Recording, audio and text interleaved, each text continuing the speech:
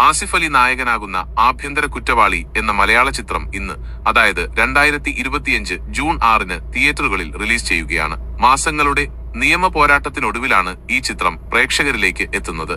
ചിത്രത്തെക്കുറിച്ചുള്ള ചില പ്രധാന വിവരങ്ങൾ താഴെ കൊടുക്കുന്നു. സംവിധാനം, രചന സേതുനാഥ് പത്മകുമാറാണ് ഈ ചിത്രത്തിന്റെ രചനയും സംവിധാനവും നിർവഹിച്ചിരിക്കുന്നത്. നിർമ്മാണം നൈസാം സലാം പ്രൊഡക്ഷൻസിന്റെ ബാനറിൽ നൈസാം സലാമാണ് ചിത്രം നിർമ്മിച്ചിരിക്കുന്നത്.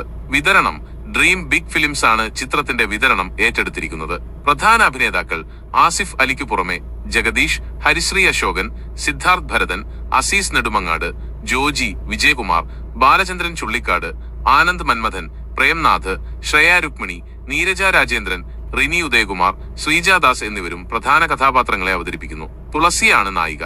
സംഗീതം ബിജിബാലാണ് ചിത്രത്തിലെ ഗാനങ്ങൾക്ക് ഈണം നൽകിയിരിക്കുന്നത്.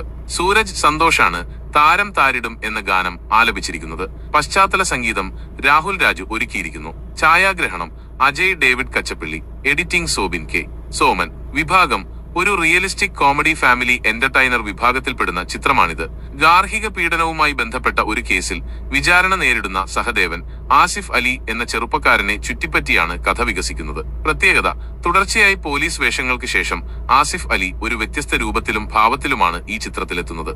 ഈ ചിത്രം പലതവണ റിലീസ് മാറ്റിവെക്കുകയും നിയമപരമായ വെല്ലുവിളികൾ നേരിടുകയും ചെയ്തിരുന്നു. സുപ്രീം കോടതിയുടെ അനുകൂലമായ വിധിക്ക് ശേഷമാണ് ചിത്രം ഇപ്പോൾ തിയേറ്ററുകളിൽ എത്തുന്നത്.